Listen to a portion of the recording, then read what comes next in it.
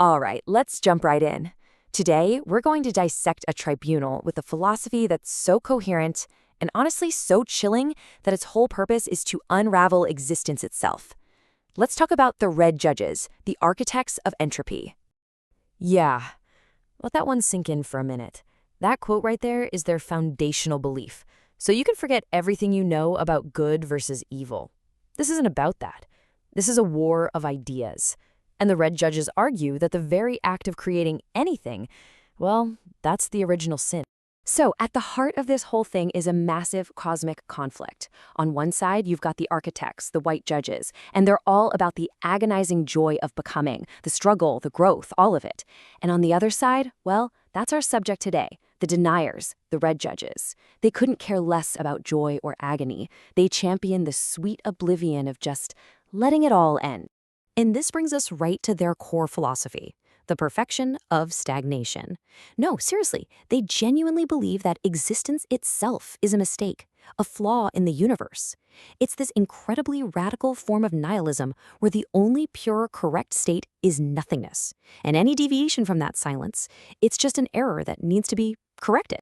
The power behind them is something they call the spirit of gravity, also known as the Great Tarantula.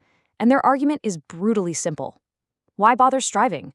Why struggle for self-mastery when in the end, gravity is just going to pull every star, every ambition, every single hero down into dust? This quote, man, it really gets to the heart of their goal. They see themselves as sowers of salt. You salt the earth so nothing can grow. But in their view, if nothing can grow, then nothing can suffer and nothing can die. To them, this isn't a wasteland. It's a state of perfect, undisturbed peace. That's the perfection of stagnation. Ultimately, this is what it all boils down to for them. It's their one unwavering truth. They argue that the burden of becoming a master of your own destiny is it's too heavy. It's an unnatural state. You know what's natural? The only inevitable outcome? Entropy. Because in their worldview, gravity always wins. So who are these judges? Let's meet the tribunal. There are 4 of them, and you really need to think of each one not as a person, but as a living, breathing argument, a psychological weapon that's been precision engineered to completely dismantle the very idea of a hero. So here's the roster. The Inferno Council. You've got Lucifer, who embodies resentment towards anything great. Then there's Satan, who weaponizes the fear of being alone. Beelzebub is basically just entropy personified. And finally, Mephistopheles, the spirit who denies. He's kind of the facilitator for the whole operation. Let's start with Lucifer. His entire purpose is to attack ambition. He looks at a great monument and he doesn't see achievement, he sees fear. He's that voice whispering that trying to climb high is just arrogance and that every grand spire is really just a tombstone, built by a god who's terrified of their own mortality. Next up is Satan, the adversary, and his strategy is brilliant in its cruelty. See, he doesn't attack a hero's strength. He attacks their loneliness. He offers the comfort of the altar of pity, the warmth of the herd, reminding that sovereign spirit that deep down, every soul craves safety more than it craves greatness. Then we have Beelzebub, the Lord of Decay, and this guy, he is their philosophy in action. He doesn't need to lift a finger. He doesn't need to fight. His argument is time itself. Why build anything? Meaning is a fleeting illusion, but rot is eternal. All he has to do is wait for everything to turn to dust.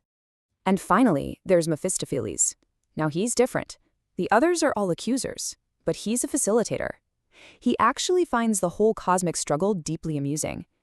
He's the one who takes the tribunal's abstract philosophy and puts it into practice, weaponizing the masses to build the very tools of their own despair. So, how does a tribunal like this actually fight its war? Well, they don't use armies or brute force. Their methods are way more insidious. They use what you could call philosophical siege tactics, all designed to make their enemies defeat themselves.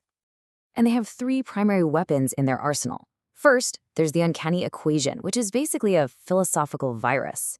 Second, the Gothian clause, a brilliant and totally soul-crushing legal trap. And third, the corruption of symbols, where they turn their enemy's greatest strength into their biggest weaknesses. But their most powerful weapon has to be the uncanny equation. It's not just an idea, it's a philosophical virus designed to infect the very logic of heroism. The formula proves, mathematically, that the hero is no different from the herd. The logic goes like this. The person who builds a great spire and the people who build a religion are both driven by the exact same thing, a desperate, terrified need to escape the void. It equalizes all ambition down to just a fear of nothingness. And this is a perfect illustration of their strategy. They don't destroy their enemy's monument, the Emerald Spire. That'd be too easy. Instead, they corrupt it. They transform it from a monument to the will into the Crimson Temple, a school that actually teaches their own gospel of nothingness. They use their enemy's own creation against them. It's terrifyingly brilliant.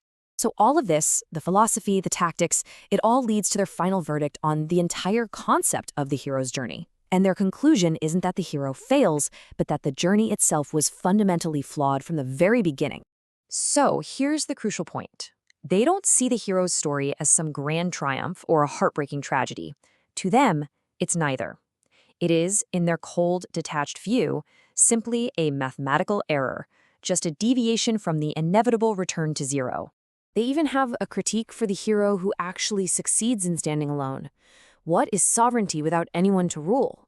They argue it's just isolation, a hermit in a god-sized cage. By stepping over the herd to achieve greatness, the hero simply abandoned them, leaving them to be weaponized by the judges themselves. And what about the hero's defiant laugh in the face of the void? Well, the red judges reframe that too. They claim it isn't triumph, it's irony. It's the laughter of someone who doesn't realize that by mocking the abyss, they've simply become another one of its jokes.